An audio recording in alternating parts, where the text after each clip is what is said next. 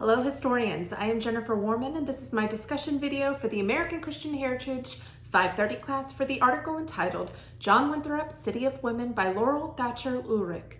Ulrich is a Pulitzer Prize winning Harvard professor emerita and mother of the famous quote, "Well-behaved women seldom make history."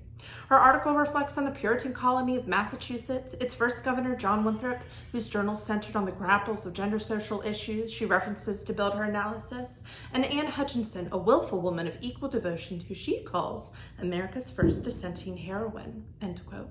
Before diving into a politically and ethically charged topic, Ulrich addresses our presuppositions, asking her reader to widen their scope.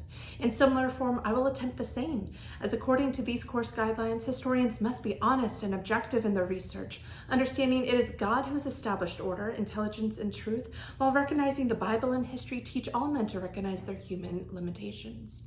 Ulrich opens with a note that most settle on the sensationalistic topic of Winthrop's sexism and oppression, but she points out a less-known focus. Quote, Hutchinson's ability to unsettle and potentially unseat the iron-handed governor, end quote.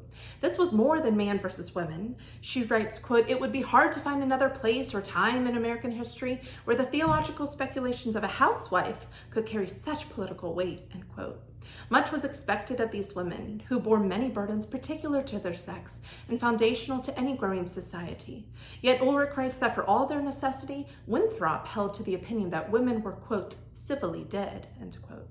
Receiving no autonomy or representation over their own lives or roles, they needed to be strong for rigorous work and marital relations, bold in their humility, yet unaware and unvoiced of their strength at the time.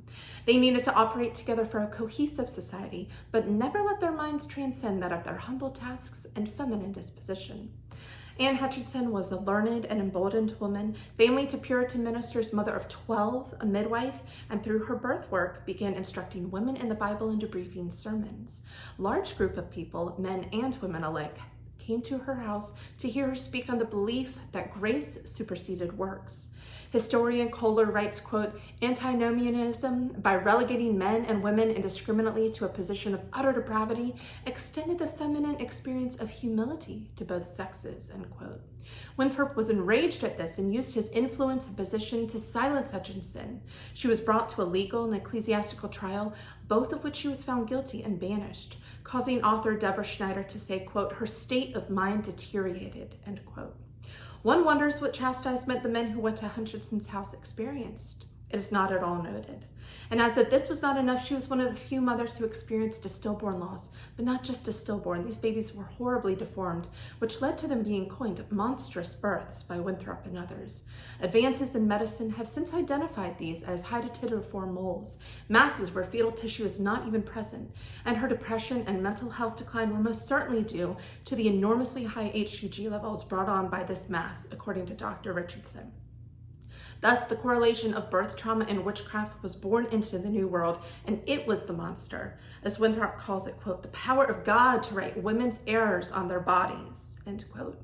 It is interesting to note that maybe a lack of older generational presence in the new colony contributed to the wild misunderstandings of birthing. Perhaps Winthrop's mother could have helped her son explain and understand all these complexities. Ulrich shows Winthrop's other perplexities as it pertains to women in his accounts of colonial economics, societal functionality, familiar governing, religion, and crime, always at war with the violation of the safe and sound Puritan utopia he was desperate to cultivate. A family intact was a society intact, and no one, particularly women, with something to say outside of echoing a Winthrop delineated and delegated belief would be sanctioned. Thank you, and stay curious.